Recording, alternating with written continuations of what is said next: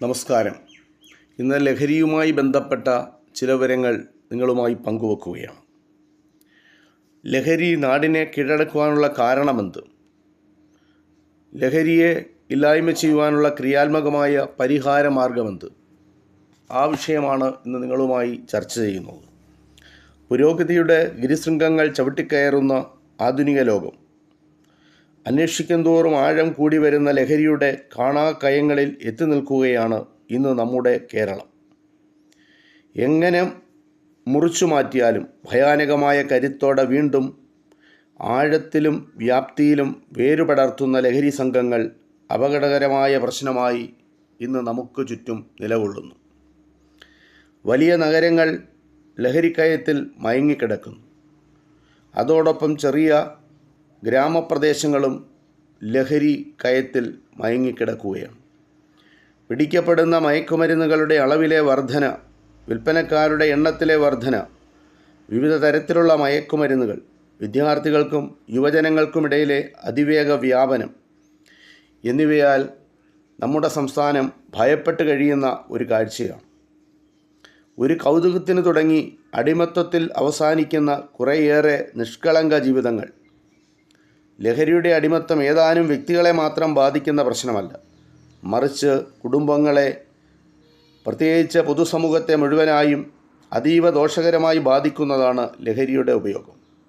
ലഹരിക്ക് അടിമപ്പെടുന്നവരുടെ എണ്ണത്തിലെ ക്രമാതീതമായ വർധനവിനൊപ്പം ലൈംഗിക ചൂഷണം, ആക്രമണം, മോഷണം, കൊലപാതകം, ആത്മഹത്യ തുടങ്ങിയ കുറ്റകൃത്യങ്ങൾ ധാരാളം പെരുകുന്നു.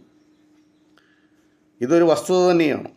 ലഹരിക്ക് അടിമപ്പെട്ട് ഉന്മേഷവും കായികശേഷിയും നഷ്ടപ്പെടുന്ന കുട്ടികളും യുവജനങ്ങളും നമ്മുടെ നാടിൻ്റെ ഒരു ദയനീയ ചിത്രമാണ് വരച്ചു കാട്ടുന്നത്. സമൂഹത്തിൻ്റെ നിലനിൽപ്പിനും നന്മയ്ക്കും വേണ്ടി ലഹരിയുടെ സംസ്കാരത്തെ പ്രതിരോധിക്കുവാനും ജീവൻ്റെ സംസ്കാരത്തെ വളർത്തുവാനും നമുക്ക് ഓരോരുത്തർക്കും കഴിയേണ്ടതുണ്ട്. ലഹരി മനുഷ്യ മനസ്സിനെ കീഴടക്കുവാനുള്ള കാരണങ്ങൾ പ്രധാനമായി മൂന്നാണ്. ഒന്ന്, പരസ്യങ്ങളുടെയും ചലച്ചിത്രങ്ങളുടെയും അമിതമായ സ്വാധീനം. 1995 കാലിഫോർണിയ ഉൾപ്പെടെയുള്ള പല അമേരിക്കൻ സംസ്ഥാനങ്ങളിലും പുകവലി നിരോധിക്കുകയുണ്ടായി. പല കച്ചവടങ്ങൾക്കും ഭീഷണിയായപ്പോൾ മാൾബോറോ എന്ന സ്ഥാപനം പുരുഷത്വത്തിലൂടെ അവരുടെ ഉൽപ്പന്നങ്ങൾ അവതരിപ്പിച്ചു. മാൾബോറോ ഉപയോഗിക്കുന്നവരെല്ലാം തന്നെ ഒരു ഉത്തമ പുരുഷനാണെന്ന് ചിത്രീകരിച്ചതിലൂടെ അവർക്കുണ്ടായ ലാഭം ചെറുതല്ല. സമൂഹത്തിൽ പരസ്യങ്ങൾക്കുള്ള വളർച്ചയുടെ ആഴം ഇതിൽ നിന്ന് നമുക്ക് മനസ്സിലാക്കാം. ഒട്ടുമിക്ക എല്ലാ ചലച്ചിത്രങ്ങളിലുമുള്ള ലഹരിയും അനുബന്ധ ഉൽപ്പന്നങ്ങളും ചെറിയ കുഞ്ചു മനസ്സുകളിൽ മായാത്ത മുദ്ര അവശേഷിപ്പിക്കുന്നു. ജ്ഞാനേന്ദ്രിയങ്ങളിൽ മിഴികൾക്കും അതുവഴി ലഭിക്കുന്ന ദൃശ്യങ്ങൾക്കും മനസ്സിൽ ഉറപ്പിക്കുന്ന ചിത്രങ്ങളും അനുഭവങ്ങളും മറ്റൊരു രീതിയിലും ലഭിക്കുന്നതല്ല. യുവജനങ്ങളിൽ പ്രത്യേകിച്ച് ഇവ മൂലം ഉണ്ടാകുന്ന ആസക്തി ജീവിതത്തിൽ ഒരിക്കലെങ്കിലും ഇവയൊന്ന് പരീക്ഷിക്കുവാൻ പ്രേരിപ്പിക്കുന്നു.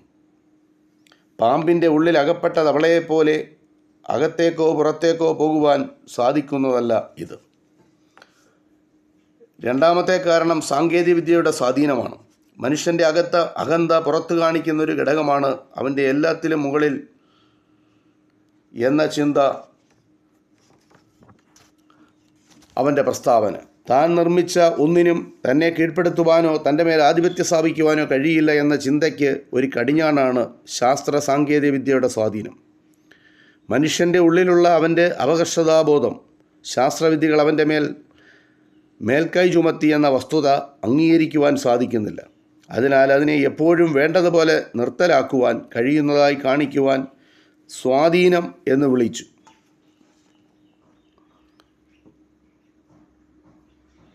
വിരൽത്തുമ്പിൽ ലോകഗോളത്തിൻ്റെ വിജ്ഞാനവും അറിവും ലഭിക്കുമ്പോൾ അധർമ്മത്തിൻ്റെ ഇരുട്ടിൻ്റെ നിഴൽ എത്രമാത്രം വീണിട്ടുണ്ടെന്ന് നമ്മൾ മനസ്സിലാക്കണം. കാലങ്ങൾക്ക് മുമ്പേ വികസിത വിദേശ രാജ്യങ്ങളിൽ മാത്രം കണ്ടിരുന്ന ലഹരികൾ കഴിഞ്ഞ കുറേ വർഷങ്ങളായി നമ്മുടെ നാട്ടിലും എത്തിയിരിക്കുന്നു. കുഗ്രാമങ്ങളിൽ പോലും ഈ ലഹരി എത്തിച്ചേർന്നിരിക്കുന്നു. സാങ്കേതികവിദ്യയുടെ പങ്ക് ഒരു അമാന്തവും കൂടെ നൽകാൻ സാധിക്കും. ഡാർക്ക് വെബ് പോലുള്ള ഇരുട്ടുമുറികളിൽ കൗമാരം വിടാത്ത ബാലന്മാർ പോലും ലഹരി വസ്തുക്കൾക്ക് വേണ്ടി ഏതോ അജ്ഞാതനുമായി വിലപേശുമ്പോൾ തകരുന്നത് ഒരു സമൂഹം മുഴുവനുമാണ്. ഉപയോഗിക്കുവാനുള്ള അറിവിനോടൊപ്പം വിവേകം കൂടി ചേരുമ്പോൾ മാത്രമേ ഏതൊരു വസ്തുവും നന്മയായി പരിണമിക്കുകയുള്ളൂ.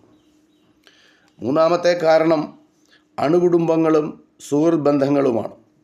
സമൂഹത്തിൻ്റെ ഈറ്റില്ലമാണ് കുടുംബം. ഒരു സമൂഹത്തിന് അടിത്തറ ആകുന്നതും ഈ കുടുംബ ബന്ധങ്ങളാണ്. ഒരുവൻ്റെ ധാർമ്മികതയുടെ ആദ്യ പരിശീലനക്കളരി അവൻ്റെ കുടുംബമാണ്. ബന്ധങ്ങൾക്ക് വില കൽപ്പിക്കാത്ത പൊതുസമൂഹം പണത്തിനും ആവശ്യങ്ങൾക്കും സ്വാതന്ത്ര്യത്തിനുമായി അണുകുടുംബങ്ങളായി മാറുന്നു. ഒരുപക്ഷെ ഇന്നത്തെ തലമുറ ലഹരിക്ക് പുറകെ പോകുന്നത് അവന് ചെറുപ്പം മുതൽക്കേ അനുഭവിക്കുന്ന സ്വകാര്യത മൂലമാണ്. അധികമായാൽ അമൃതം വിഷം എന്ന പോലെ അധികം സ്വകാര്യത ലഭിക്കുമ്പോൾ അത് ദുരുപയോഗിക്കുവാനുള്ള ആ ഒരു പ്രവണത കൂടും. അത് മനുഷ്യ സഹജമാണ്. കുടുംബത്തിലെ ഓരോ മുതിർന്നവരുടെയും കണ്ണ് കുട്ടികളിൽ എത്തുന്നത് കൂട്ടുകുടുംബങ്ങളിലാണ്. സ്നേഹത്തിൻ്റെ ആ ലഹരിയിൽ നിന്നു മാറി സ്വകാര്യ അണുകുടുംബങ്ങളായപ്പോൾ മറ്റു ലഹരികൾക്കുള്ള അന്വേഷണവും ആരംഭിച്ചു. ഓരോ ദിവസവും സുഹൃത്ത് ബന്ധങ്ങൾക്ക് വില കൽപ്പിക്കുന്നത് കൂടി വരികയാണ്. സുഹൃത്ത് എന്നതിന് ഗുണകാംക്ഷി എന്ന അർത്ഥം കൂടിയുണ്ട്. ഒരുവൻ്റെ ജീവിതത്തിൽ ശക്തമായ സ്വാധീനം ചെലുത്തുവാൻ കഴിവുള്ളവനാണ് സുഹൃത്ത്. സമ്പത്തിലും ദാരിദ്ര്യത്തിലും കൂടെ നിൽക്കുന്നവൻ. എന്നാൽ ഇന്ന് പല യുവജനങ്ങളും ലഹരിക്ക് പുറകെ പോകുന്നതിൽ സുഹൃത്തുക്കൾക്കുള്ള പങ്ക് വളരെ വലുതാണ്. ഒട്ടുമിക്ക എല്ലാ ലഹരി ഉപയോഗ വാർത്തകളിലും സുഹൃത്ത് എന്ന വാക്ക് ഒളിഞ്ഞും തെളിഞ്ഞും നിൽക്കുന്നത് വ്യക്തമാണ്. സുഹൃത്ത് ബന്ധങ്ങൾ ഇപ്പോൾ പലപ്പോഴും ബന്ധനങ്ങളായി മാറുന്നു. ഓരോ ചുറ്റഴിക്കുമ്പോഴും വീണ്ടും വീണ്ടും മുറുക്കുന്നൊരു ചുറ്റായി അവസാനം അത് പരിണമിക്കുന്നു. തുടക്കത്തിൽ ഒരു രസത്തിനും പിന്നീട് ദൈനംദിന ജീവിതത്തിൻ്റെ ഒരു ഭാഗവുമായി മാറുന്ന ഇവ ജീവിതകാലമുടനീളം സുഹൃത്തിനെ പോലെ ഒഴിച്ചുകൂടാനാവാത്ത ഒന്നായി മാറും. ലഹരി മരുന്നിൽ നിന്ന് നാടിനെ രക്ഷപ്പെടുത്തുവാനുള്ള ക്രിയാത്മകമായ പല മാർഗങ്ങളുണ്ട്. അവ അവബോധം സൃഷ്ടിക്കുക, സമൂഹവുമായി ബന്ധം പുലർത്തുക, ബന്ധങ്ങൾ ബന്ധനങ്ങളാകാതിരിക്കുക, താഴ്വേരിൽ തന്നെ അത് മുറിച്ചു മാറ്റുക, കുടുംബങ്ങളും മുതിർന്നവരും സമൂഹവും മാതൃകയാക്കുക, സ്വയം നമ്മൾ തീരുമാനിക്കുക. ഈ മാർഗത്തിലൂടെ മാത്രമേ നമുക്ക് ലഹരിയിൽ നിന്നും നാടിനെ രക്ഷപ്പെടുത്തുവാൻ കഴിയുകയുള്ളൂ.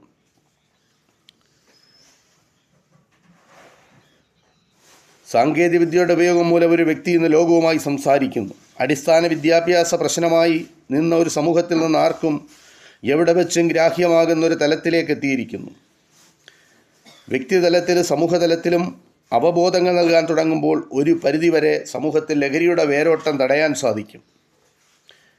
സ്കൂൾ വിദ്യാഭ്യാസം മുതൽ ലഹരിയുമായി ബന്ധപ്പെട്ട വിഷയങ്ങൾ അതൊരു സിലബസായി അവരുടെ പഠന മേഖലയിൽ അത് ഉൾപ്പെടുത്തണം. നല്ല സന്ദേശങ്ങൾ, ചിത്രങ്ങൾ, ശബ്ദ സന്ദേശങ്ങൾ, കാർട്ടൂണുകൾ, വീഡിയോകൾ എന്നിവയിലൂടെ ആ പദ്ധതി തുടർന്നു കൊണ്ടുപോകണം. സാഹചര്യങ്ങൾക്കനുസരണം പ്രവർത്തിക്കുന്നതിന് ഇതുമൂലം സാധിക്കും. ലഹരി ഉപയോഗം തുടങ്ങുന്നവർ അതിൽ നിന്നും മറ്റു തെറ്റുകളിലേക്ക് പോകുന്നതും വ്യക്തി സ്വാതന്ത്ര്യം കൂടുമ്പോഴാണ്. കുട്ടികൾ കൂടുതൽ മുതിർന്നവർ വരെ ഈ സ്വാതന്ത്ര്യം അനാവശ്യമായി ചൂഷണം ചെയ്യുന്നുണ്ട്.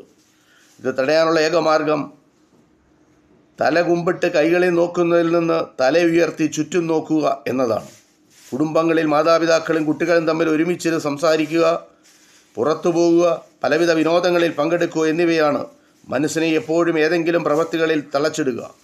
അത് പഠനമാകാം, വ്യായാമമാകാം, അത് കാർഷിക മേഖലയിലാകാം, പൂന്തോട്ട നിർമ്മാണത്തിലാകാം, വായനയിലാകാം. ഇങ്ങനെ സമൂഹവുമായി ബന്ധപ്പെടുത്തുന്ന മേഖലകളിൽ യുവതലമുറയെ ഉൾപ്പെടുത്തുക.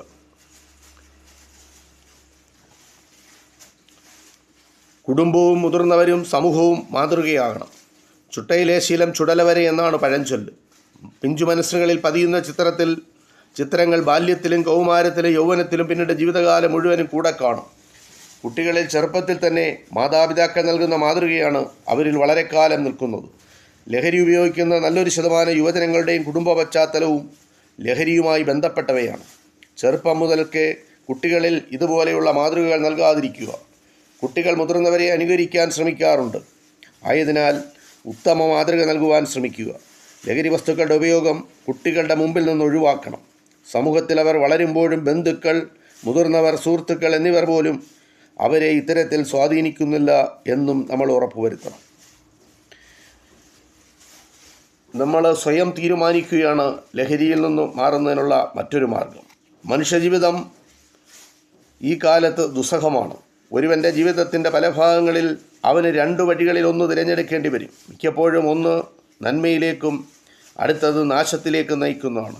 ജ്ഞാനത്തിൻ്റെയും നേർക്കാഴ്ചയുടെയും വെളിച്ചത്തിലാവണം ഈ സാഹചര്യങ്ങളെ തീരുമാനമെടുക്കേണ്ടത്. വായനയിലൂടെയും അവബോധത്തിലൂടെയും സാൻമാർഗിക കൂട്ടുകെട്ടുകളിലൂടെയും നന്മയുടെ പാതയിലേക്ക് തിരിയുവാനും തിന്മയുടെ പാതയിൽ നിന്ന് അകലുവാനും അതിൽ പോകാതിരിക്കുവാനും യുവതലമുറ ശ്രദ്ധിക്കണം.